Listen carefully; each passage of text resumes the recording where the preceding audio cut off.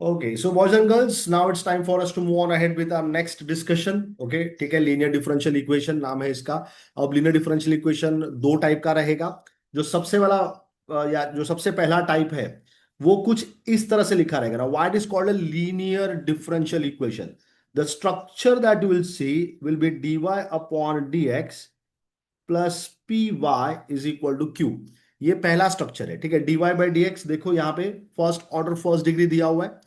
D Y by D X जो तुम्हारा differential coefficient involve है उसका ऑर्डर वन है, उसका डिग्री वो भी वन है, इसलिए फर्स्ट ऑर्डर फर्स्ट डिग्री का डिफरेंशियल इक्वेशन हो गया। उसके बाद जो तुम्हारा डिपेंडेंट वेरिएबल है वाई, उसका पावर है वन, ठीक है। उसका पावर हमको वन दिया हुआ है। So from there you can say it looks like a linear differential equation because it's the equation has a power one, ठीक है। फिर उसके बाद P and Q must be only functions of X, very important. P and Q ये जो लिखा हुआ है, डी वाई बाई एक्स अकेला होना चाहिए, डी वाई बाई एक्स के बाजू में कुछ नहीं दिखना चाहिए, ठीक है। It is an isolated term, it's a single term. So d Y by x होना चाहिए प्लस पी, उसके बाद वाई। मैं पावर वन वहां से निकालने वाला हूं so that student should not get confuse with it as y dash. तो वाई का पावर वन होना चाहिए, तो वाई का टर्म दिखना चाहिए, ठीक है। सो जो तुम्हारा डिपेंडेंट और इंडिपेंडेंट वेरिएबल है पहले उसको आइडेंटिफाई कर लो, क्योंकि क्या है ना, स्ट्रक्चर अलग भी हो सकता है। It does not matter what the structure that I am going to give you, D Y by X plus P Y equal to Q दे दिया। जो दूसरा वाला लीनियर डिफरेंशियल इक्वेशन है वो कुछ इस तरह से दिखाया जाता है, d x upon d y plus यहाँ पे हम लोग पी डैश लिख देंगे, ठीक है। So that's the reason I am going to remove the dash from this y. वहां पे डैश नहीं था, वो वाई का पावर था, ठीक है। So P dash and then I will write X is equal to Q dash. तो स्ट्रक्चर को आइडेंटिफाई करो। In both of this types I have written, in both of this types I have written the differential coefficient. कहीं पे dy by D x है, कहीं पे dx by dy है, कहीं पे कुछ और रहेगा, let's say dr by D theta हो गया, ठीक है। So it does not matter, you have to identify what is your dependent variable and what is your independent variable. तो dy बाई dx में y becomes your independent variable and x becomes your y becomes your dependent variable. Sorry for that, y becomes your dependent variable and x becomes an independent variable, ठीक है। dy by dx में dx by dy में उल्टा हो जाएगा, x जो तुम्हारा है वो डिपेंडेंट हो गया और y जो तुम्हारा है वो इंडिपेंडेंट हो गया। सो कोई भी डिफरेंशियल इक्वेशन को अगर तुमको लीनियर फॉर्म में रिप्रेजेंट करना है तो सबसे पहले तो तुम डिफरेंशियल कोएफिशिएंट को ऑब्जर्व करो बहुत ही ध्यान से, क्या दिया है, कौन तुम्हारा डिपेंडेंट वेरिएबल है, कौन तुम्हारा इंडिपेंडेंट वेरिएबल है, और उसके हिसाब से आगे का जो टर्म्स है उसको अरेंज करना है। जैसे dy बाई डी एक्स लिखा हुआ है तो y तुम्हारा डिपेंडेंट वेरिएबल है, तो आगे भी एक आइसोलेटेड y दिखना चाहिए, सिंगल y, सिर्फ और सिर्फ y का टर्म दिखना चाहिए। y को वाई स्क्वायर नहीं होना चाहिए, ई रेस टू वाई नहीं होना चाहिए, तो y का फंक्शन नहीं आ सकता है, सिर्फ और सिर्फ y आएगा। और y के बाजू में और राइट हैंड साइड में इक्वेशन में दोनों ही जगह पे तुमको ये जो p और q मैंने यहाँ पे लिखा हुआ है, they will be purely functions of only only x, functions of only x. दूसरा कोई वेरिएबल नहीं आ सकता है, ठीक है, कोई दूसरा वेरिएबल नहीं आ सकता है। ये हो गया पहला टाइप का लीनियर डिफरेंशियल इक्वेशन, ठीक है। ये पहला टाइप का लीनियर डिफरेंशियल इक्वेशन है। दूसरे वाले टाइप का लीनियर डिफरेंशियल इक्वेशन क्या है, तो dx अपॉन dy दे देगा। अब इसमें क्या होगा, इसमें ये जो तुम्हारा p डैश है या ये जो q डैश का जो टर्म दिया हुआ है, ठीक है, p डैश q डैश, तो यहाँ पे आइसोलेटेड x दिखेगा, x अकेला दिखेगा और बहुत सारा y का टर्म्स दिखेगा। सो this p dash and q dash are nothing but functions of only y. So this is how you should be able to identify कि तुम्हारा क्वेश्चन dy by dx का है कि dx by dy का है। दो variable involve है, एक x एक y। देखना है कि कौन अकेला बैठा है, x अकेला बैठा है या x का फंक्शन है, y अकेला बैठा है या y का फंक्शन है। जैसे कि दिया हुआ क्वेश्चन देखो, one minus x square that's a term of x, dy by D x plus two x y. y single term है, आइसोलेटेड टर्म है, y के अलावा दूसरा कोई y पूरे इक्वेशन में नहीं दिख रहा है, इसीलिए ये टाइप वन को बिलोंग करता है। बहुत ही सिंपल है, ठीक है। या तो x का पावर 1 दिखेगा या तो y का पावर 1 दिखेगा। x का बहुत सारा टर्म दिख गया और सिर्फ y अकेला बैठा हुआ दिख गया कहीं पे पूरे इक्वेशन में, तो ये फर्स्ट टाइप में फॉल करता है। और अगर बहुत सारे y के टर्म्स तुमको दिख रहे हैं और सिर्फ x अकेला कहीं पे बैठा हुआ दिख गया, तो ये टाइप 2 को बिलोंग करता है। जब y अकेला बैठा हुआ रहेगा तो बहुत सारे x के टर्म्स आजू बाजू दिखेंगे, जैसे कि इस क्वेश्चन में 1 - x² है, 2x है, x √(1 - x²) है। सो x का बहुत सारा टर्म्स है एंड y आइसोलेटेड है। उसी तरह दूसरे वाले टाइप में y का बहुत सारा टर्म्स रहेगा और x आइसोलेटेड रहेगा, ठीक है। अब एक बार पता चल गया कि दिया हुआ इक्वेशन लीनियर डिफरेंशियल इक्वेशन है, then how do we get the solution of such a equation, ठीक है। मैं एक स्टैंडर्ड फॉर्मूला यहां पे बता के रखता हूं, उसी फॉर्मूला को दोनों ही केस में यूज करना है। तो मेरा फॉर्मूला कुछ इस तरह से है। ये फॉर्मूला ना तुमको कहीं पे कोई टेक्स्ट बुक में मिलेगा, नहीं कहीं ना ही किसी रिसोर्स में मिलेगा। तो ये फॉर्मूला, ठीक है, मैंने कुछ इन्वेंशन नहीं किया है, लेकिन ये फॉर्मूला एक जनरल स्ट्रक्चर बना के देता है। तो जो भी तुम्हारा डिपेंडेंट वेरिएबल है उसको लिख दो, ठीक है। Dependent variable, so the solution of such a differential equation is given by the dependent variable, into the integrating factor. How to get the integrating factor? I'm going to tell you in a while from now. The integrating factor is equal to bigger integration. Again, you write your integrating factor into the RHS of your equation, जो भी तुम्हारा right hand side रहेगा तुम्हारा equation का, ठीक है। And then you write d of independent variable and plus c, ठीक है। तो अगर मुझे टाइप 1 का क्वेश्चन दिया है, लेट्स से मुझे टाइप 1 का क्वेश्चन दिया हुआ है जहां पे मुझे आइसोलेटेड y दिख रहा है, तो उसका डिपेंडेंट वेरिएबल कौन है? उसका डिपेंडेंट वेरिएबल है y। So I write y into, how do I get the integrating factor? It's very simple, it will be e raise to integration of p dx। Very simple, y के बाजू में कौन बैठा है? p, उसको पकड़ो और p ये तुम्हारा x का फंक्शन, तो उसको integrate with respect to x कर देना है। Bigger integration, again e raise to integration of P D X, तो ये टर्म अलग से निकाला जाता है इनटू तुम्हारा right hand side, that is q in this case, and D x plus C. अगर टाइप 1 का है तो ये फॉर्मूला लगेगा। अगर क्वेश्चन तुम्हारा टाइप 2 का है, लेटेस्ट से अगर तुम्हारा क्वेश्चन टाइप 2 का है, सो ये कुछ इस तरह से दिखेगा अभी टाइप 2 के लिए,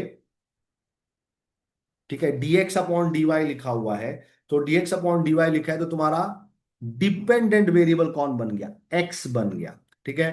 फिर e raise to integration of p के जगह पे p डैश आएगा, लेकिन अभी p डैश ये y का फंक्शन होने की वजह से dy हो जाएगा, बड़ा integration e raise to integration of same term p dash of dy। जो भी आंसर है वो यहां पे लिख देंगे, and the right hand side which is q dash, and d your independent variable which is y here, so I'll write dy and plus c। Very simple it is, ठीक है।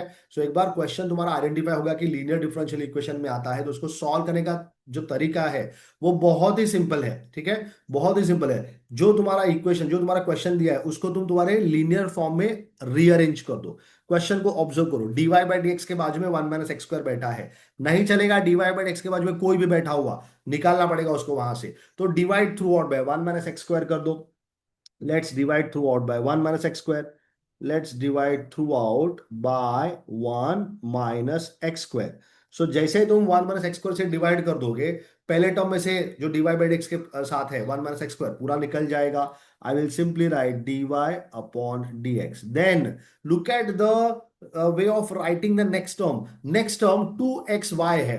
नेक्स्ट टर्म 2xy है, इसको भी divide by क्या कर रहा हूं मैं? 1 - x² कर रहा हूं, लेकिन लिखते वक्त लिख रहा हूं 2x upon 1 - x² and y, because I want to make this entire equation look like dy by dx plus P Y is equal to q। तो यहां पे q के जगह पे क्या है? x under root of 1 - x² divided by 1 - x²। तो observe करो, जो तुम्हारा p है, ये वाला जो टर्म यहां पे है, ये p हो जाएगा, और ये जो पूरा टर्म है जिसको मैं थोड़ा और आगे सिंप्लीफाई कर सकता हूं, ठीक है, I am going to simplify that term. So these terms are p and q। इसमें से एक p है और दूसरा q है। सो ये जो टर्म है हमारा, ये p है, और ये जो टर्म है हमारा, ये q है। सो मैं यहाँ पे लिख दूंगा, so comparing with, comparing with dy upon dx plus P Y is equal to q. p का वैल्यू है 2x अपॉन 1 - x², ये आगे सिंप्लीफाई नहीं हो सकता है। q का वैल्यू है x under root of 1 - x² upon 1 - x²। ना लेट से 1 - x² को थोड़ा देर के लिए मैंने a बोल दिया, मैंने 1 - x² को थोड़ी देर के लिए a बोल दिया, 1 - x² को। तो न्यूमरेटर में रूट a है और डिनोमिनेटर में a है। Don't we know that a is root a into root a? So I can write root of a upon root a into root of a। रूटे cancel हो जाएगा, तो रूटे बच गया डिनोमिनेटर में। मतलब जो मेरा क्यू है उसका simplified version x upon root of 1 - x² है, दैट इज माई क्यू। ठीक है, अब फॉर्मूला देखूंगा तो फॉर्मूला में ये e raise to integration of p dx का जो टर्म है, e raise to integration of p dx का ये वाला जो टर्म है, ठीक है, इसको मैं इंटीग्रेटिंग फैक्टर करके नाम मैंने दिया हुआ है। ठीक है, so I'm going to get that term first. So integrating factor is e raised to integration of p dx। तो हम क्या करेंगे, इंटीग्रेशन ऑफ p dx अलग से निकाल लेंगे। ठीक है, इंटीग्रेशन ऑफ p dx निकालना ज्यादा आसान रहेगा, अलग से निकाल लेंगे और उसको सब्स्टिट्यूट कर देंगे। सो integration of p dx, so that's 2x upon 1 - x² and then dx। I have been telling people 100 times, you have to know your integration like the back of your hand, you have to know integration very thoroughly। Term देखते ही पता चल जाना चाहिए कि इसको integrate कैसे करना है। सो डिनोमिनेटर में 1 - x² दिया हुआ है, अगर मैंने पूछ लिया 1 - x² का डेरिवेटिव, 1 - x² का derivative, so D by D x of 1 - x², if I ask, the answer is -2x। Now I can see in the numerator there is a 2x, but there is no minus sign। तो मैं क्या करूंगा, numerator में minus sign यहाँ पे लेके आ गया, तो अब -2x हो गया, और इस माइनस को एडजस्ट करने के लिए बाहर एक माइनस साइन लेके आ गया मैं। ठीक है, so now the numerator is -2x, denominator is 1 - x²।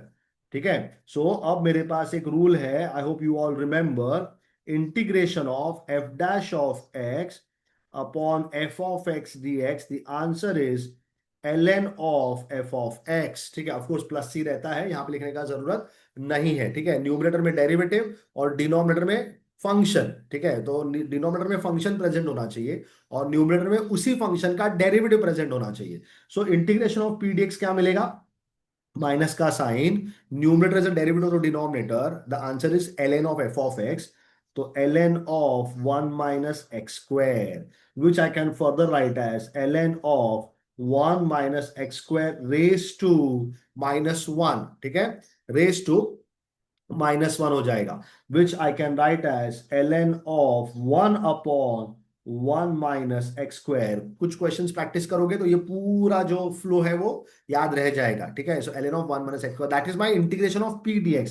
So now I am going to get the integrating factor which I have written over here. ठीक है, इंटीग्रेटिंग फैक्टर निकालूंगा मैं, so therefore my integrating factor becomes e raise to integration of p dx, जो कि मिला है ln of 1/(1 - x²। But I know e raise to ln करेंगे, e raise to ln मतलब ही नेचुरल लॉग, लॉग का base e है, तो e raise to ln अगर आता है तो e और ln दोनों कैंसिल हो जाएगा, and my answer simply remains 1/(1 - x²। That's my integrating factor. Now I go back to the solution, the formula that I know for writing the solution, boys and girls. ठीक है, तो ये वाला जो मेरा फॉर्मूला है मैं इसको कॉपी करने वाला हूं। ठीक है, I am going to copy this formula to get the solution. ठीक है, ये फॉर्मूला हम कॉपी कर लेंगे, यहां पे लिख देंगे। ठीक है, तो पहला तो लिख देंगे y, तो यहां पे लिख देंगे y, this is your solution. ठीक है, अभी क्वेश्चन पूरा खत्म हुआ नहीं है, ठीक है, थोड़ा सा पार्ट बाकी है अभी। सो पहला तो लिख देंगे y into the integrating factor that of got e raise to integration of p dx। ठीक है, यही तुम्हारा इंटीग्रेटिंग फैक्टर था, जो कि मिला है 1/(1 - x²), ये वाला जो टर्म है तुम्हारा। ठीक है, ठीक है, ये वाला जो तुम्हारा टर्म है, ये तुम्हारा इंटीग्रेटिंग फैक्टर था। ठीक है, then this is equal to integration of again the integrating factor which is 1/(1 - x²) into the right hand side q. So if you recall the value of q was this, देखो यहाँ पे लिखा है मैंने q का value x/√(1 - x²) जो simplify करके लाया था, जो कि राइट हैंड साइड था तुम्हारे ओरिजिनल डिफरेंशियल इक्वेशन का। सो मैं लिख दूंगा यहाँ पे x/√(1 - x²)x. As I always keep on telling all my students, you have to know your integration very very very well. तो यहाँ पे 1 - x² के दो टर्म है। ठीक है, तो ये वाला जो 1 - x² दिख रहा है वो रूट के अंदर है, और रूट मतलब रेस टू हाफ होता है। तो I can write this as integration of x divided by 1 - x², जिसका पावर है 1, और दूसरा टर्म 1 - x² जिसका पावर है 1/2। ठीक है, रूट के अंदर दिया है इसलिए रेस टू 1/2 हो जाएगा। And I know the property a⁻m into a⁻n is a⁻m+n. So I can write this as therefore y/1 - x², जो मेरा लेफ्ट हैंड साइड था, is equal to integration of x divided by 1 - x² raised to power 1 plus 1/2, that becomes 3/2 dx। ठीक है, 3/2 dx, end of course आगे plus से लिखा जाता है, तो initially you can just right c' या c1 ऐसा लिख के रख सकते हो। अब देखो 1 - x², ये जो तुम्हारा टर्म है, इसका डेरिवेटिव -2x आता है, इसका डेरिवेटिव -2x, तो सब्स्टिट्यूशन करना पड़ेगा। सो देखा ना how integration is very important over here, you have to know your integration well. तो हम सब्स्टिट्यूट कर देंगे, सब्स्टिट्यूट 1 - x² एज t। तो इसका डेरिवेटिव क्या हो जाएगा, 1 - x² का derivative it is -2x, and since it's a term of x आगे dx लिखा जाता है, -2x dx is equal to dt. So this is something that you have learned in your 12th standard, so you have to know this very well. ठीक है, सो 1 - x² को हमने t ले लिया, उसका डेरिवेटिव -2x हो जाएगा, लेकिन वो x का टर्म है तो dx लिख देंगे। t का डेरिवेटिव 1 रहता है, जैसे x का डेरिवेटिव 1 होगा, t का डेरिवेटिव 1 हो जाएगा। ठीक है, लेकिन वो t का टर्म है तो आगे dt लिखना पड़ेगा। अब मेरे क्वेश्चन में -2 ये वाला टर्म नहीं है, -2 का टर्म नहीं है। ठीक है, तो मैं क्या करूंगा, मैं वो -2 लेके आने वाला हूं। ठीक है, I am going to get that -2। So integration में -2 मिसिंग है। ठीक है, डेरिवेटिव -2x चाहिए, dx चाहिए, तो dx है, x है, -2 नहीं है, तो मैंने -2 से मल्टीप्लाई कर दिया, इसलिए डिवाइड भी करना पड़ेगा। ठीक है, -1/2। Now you can easily identify that your numerator, this -2x is nothing but -2x along with the dx, is nothing but dt। तो मेरा क्वेश्चन कुछ इस तरह से हो जाएगा, so y/1 - x² is equal to -1/2 integration -2x dx, ये जो पूरा न्यूमरेटर था पूरा का पूरा dt बन गया है, तो मैं dt लिख दूंगा और 1 लिख दूंगा। ठीक है, जगह खाली हो गया, पूरा -2x पूरा निकल गया, वो जाके dx के साथ ज्वाइन हो गया, तो वहां पे 1 आ जाएगा।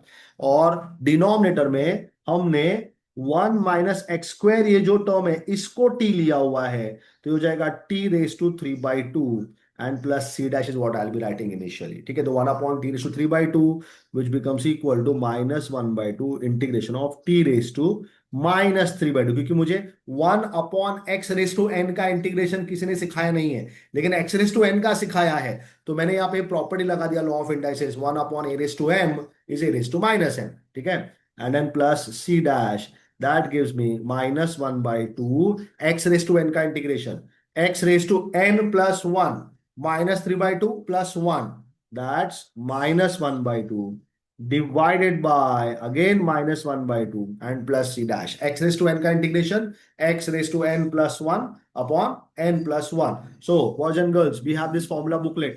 ठीक है, we have this formula booklet, engineering mathematics का पूरा फॉर्मूला बुकलेट हमने बना के रखा हुआ है। ठीक है, so go to the comment section of our video and ask for the formula booklet. You will be getting our number, you can always direct messages and we'll send this document to you। ठीक है, चलो, सो यहाँ पे क्या हो रहा है, -1/2 ये वाला और ये -1/2 दोनों कैंसिल हो गया, और जो t⁻⁻1/2 है उसको मैं 1/t⁻1/2 लिख सकता हूं। ठीक है, और मुझे पता है कि t क्या था। If you recall what was t, it was 1 - x², तो मैंने लिख दिया 1 - x² रेस टू 1/2, ठीक है।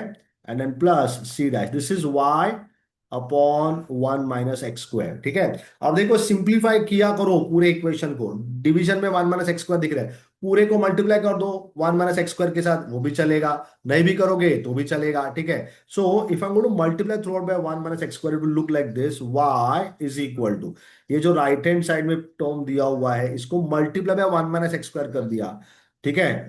अब देखो रेस टू हाफ मतलब रूट था, मैंने पहले भी बताया है, तो रूट ऑफ 1 - x² बच जाएगा plus c into 1 - x²। Generally solution लिखते वक्त जनरली डिनोमिनेटर्स को नहीं लिखा जाता है, और ये जो कांस्टेंट c डैश था इसको मैंने लास्ट स्टेप में c लिख दिया, क्योंकि अभी और कोई यहाँ पे रिफाइनमेंट कांस्टेंट का नहीं हो रहा है। कभी कभी क्या होता है कोई कांस्टेंट्स आ जाते हैं यहाँ वहां, तो उन सबको मल्टीप्लाई करना पड़ता है, तो वो जो c डैश है कांस्टेंट उसको 2 से मल्टीप्लाई कर दिया, 3 से मल्टीप्लाई कर दिया, -2 से मल्टीप्लाई कर दिया, तो एक नया कांस्टेंट जनरेट होता है जिसको हम c लिखते हैं। तो इनिशियली जब क्वेश्चन को सॉल्व करना होता है तो we use the constant as c dash, और आखिरी का स्टेप में हम क्या कर देंगे उसको एज सी लिख देंगे। So this is my solution for the given differential equation. So this was linear differential equation का मैंने एक क्वेश्चन ले लिया है, ठीक है। It's time for us to move on ahead. Boys and girls, I'm pretty confident that the question has been understood. Again, I'm telling, do not try to mug up the formulas that I gave, ठीक है। Type के हिसाब से उसको identify मत करो, ये जो बेसिक स्ट्रक्चर है उसको याद रखो, ठीक है। Dependent variable into integrating factor is equal to bigger integration I F R H S, और किसके साथ तुमको इंटीग्रेट करना है वो, अगर ये चीज समझ में आ गया कैसे इसको फॉर्मूला को फॉर्मुलेट करना है, तो it does not matter what kind of dependent और independent variable I give you, you'll be able to solve the question very properly. So boys and girls, it's now time for us to move on ahead with our next question. Let's proceed ahead.